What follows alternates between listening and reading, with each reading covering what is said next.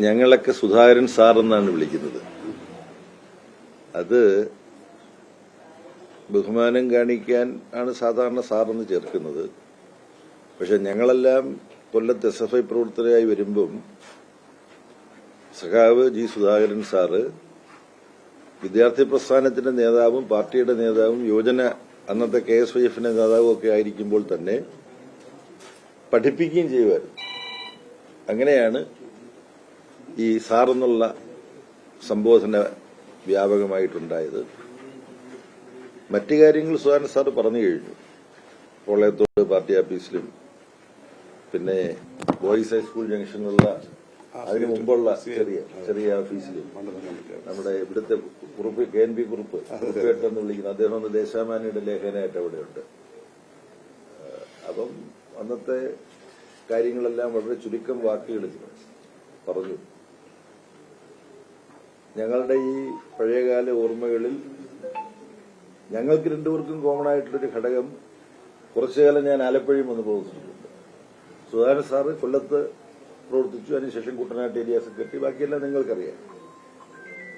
ഞങ്ങളുടെ തലമുറയെ വിദ്യാർത്ഥി രംഗത്ത് വളർത്തിയെടുത്ത സഖാവ് എൻ ശ്രീധരൻ എന്ന NS-ഉം ആലപ്പുഴയും സെക്രട്ടറി ആയിരുന്നിട്ടുണ്ട്, കൊല്ലത്തും സെക്രട്ടറി ആയിരുന്നു. അപ്പൊ അങ്ങനൊരു പൊതുവായ ചില സവിശേഷതകൾ ഞങ്ങളുടെ ഓർമ്മയിലേക്ക് കടന്നു വരികയാണ്. അന്ന് ഞങ്ങൾ പ്രവർത്തിച്ച വിദ്യാർത്ഥി സംഘടന മിക്ക സ്ഥലത്തും തോക്കുക. SFI, ഞാൻ KSFന്റെ പ്രവർത്തകനായിരിക്കുമ്പോൾ പ്രാക്കുളം സ്കൂളിലെ കാര്യമൊക്കെ സുധാകരൻ സാർ പറഞ്ഞത് സോഷ്യൽ മീഡിയ ഞാൻ കണ്ടു. സ്കൂളിൽ ഞങ്ങൾ സ്ഥാനാർത്ഥികളായിട്ടിരിക്കുന്നത് തോക്കാൻ വേണ്ടിയിട്ടാണ്.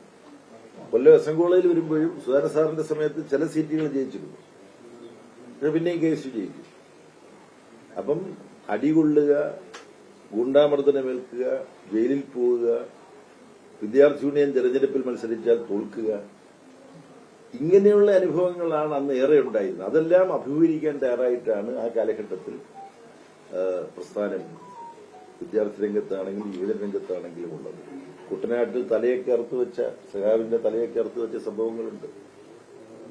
അപ്പം ഒരുപാട് തീക്കനലുകളിൽ ചവിട്ടിയിട്ടാണ് ഈ പ്രസ്ഥാനം ഇന്നത്തെ നിലയിലേക്ക് എത്തിയിട്ടുള്ളത്. അപ്പോൾ ഒരു പ്രത്യേക സാഹചര്യത്തിൽ ഈ സംഘടനയുടെ പാർട്ടിയുടെ ഒരു വലിയ ചുമതല, അനർഹമെന്ന് ഞാൻ കരുതുന്ന ചുമതലകളിൽ ഇപ്പോൾ ഈ ജനറൽ സെക്രട്ടറി പദത്തിൽ വന്നിരിക്കുകയാണ്.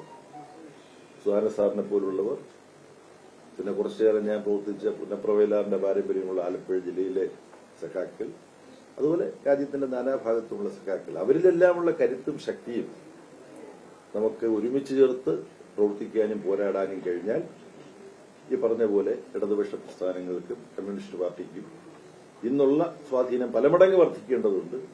അതിന് കൂട്ടായിട്ടുള്ള പരിശ്രമത്തിലൂടെ നമുക്ക് കഴിയും. അതിനെ ഇപ്പൊ പ്രായത്തിന്റെയൊക്കെ അടിസ്ഥാനത്തിൽ ചില ചുമതലകളിൽ നിന്നും സഖാക്കൾ ഒഴിയുന്നുണ്ട്. ഇപ്പൊ പ്രകാശ്കാരാണ്ട്, ബൃന്ദാക്കാരാണ്ട്, മണിക് സർക്കാർ ത്രിപുരയിൽ മുഖ്യമന്ത്രിയായിരുന്നു. അങ്ങനെ കുറെ സഖാക്കൾ, സൂര്യകാന്ത മിശ്ര, സുഭാഷിണി അലി, ഇവരെല്ലാം ഇത്തവണ പോളിറ്റ് ബ്യൂറോയിൽ നിന്ന് ഒഴിഞ്ഞിട്ടുണ്ട്. പക്ഷെ അവർ തുടർന്നും ഔപചാരികമായ ചുമതലകളില്ലാതെ തന്നെ പാർട്ടിയുടെ പ്രവർത്തനത്തിൽ സജീവമായിട്ട് പങ്കെടുക്കുകയാണ്. സുധാകരൻ സാറ് ആലപ്പുഴയിലെ പ്രസ്ഥാനത്തിന്റെ എല്ലാ ആവശ്യങ്ങൾക്കും യോഗങ്ങളിലും പ്രവർത്തനങ്ങളിലും പങ്കെടുത്തുകൊണ്ടിരിക്കുകയാണ്.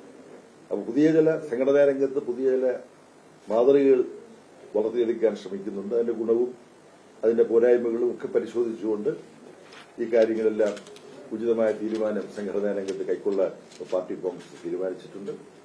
അപ്പോൾ ആലപ്പുഴയിൽ വലിയ ചുടുകാട്ടിലും വയലാർ ദൃക്സാക്ഷി മണ്ഡപത്തിലും പോവുക എന്ന ഇതുപോലെ തന്നെയാണ് പാർട്ടിയുടെ വളർച്ചയുടെ വ്യത്യസ്ത ഘട്ടങ്ങളിൽ സംഭാവനകൾ നൽകിയ മാതൃകകളായിട്ടുള്ള സഖാക്കളെ കൂടി കാണുക എന്നുള്ളത്.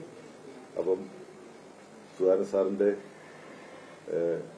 സഹോദരന്റെ മകനാണ്, ജ്യേഷ്ഠന്റെ മകൻ മരിച്ച ഒരു ദുഃഖ അവസ്ഥയിലാണ് സുധാകരൻ സാധിക്കുന്നത്. എന്നിട്ട് പോലും ഇവിടെ വരാനും ഞങ്ങൾക്ക് തമ്മിൽ കാണാനുമുള്ള സാഹചര്യം ഒരുക്കിയത് സുധാകരൻ സാറിന്റെ പാർട്ടി കൂറാണ് എന്നുള്ള കാര്യം യഥാർത്ഥത്തിൽ ഒരു ദുഃഖം ആചരിക്കുന്ന സമയത്ത് ഇതുപോലെ എല്ലാവരുമായിട്ടിരിക്കുന്നത് ഉചിതമല്ല. പക്ഷെ അതുപോലും പാർട്ടിക്ക് വേണ്ടി മാറ്റിവെച്ചിട്ടാണ് ഇത്തരത്തിൽ ഞാൻ വന്നപ്പോൾ ഇവിടെ വന്ന് കാണാനുള്ള അവസരം തന്നത്.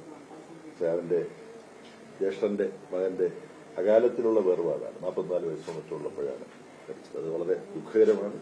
അതിൽ അനുശോചനം അറിയിക്കാൻ കൂടി അവസരം ഞാൻ ഉപയോഗിക്കുന്നു. ഇവിടെ വന്ന മാധ്യമപ്രവർത്തകരോട് നന്ദി പറഞ്ഞു.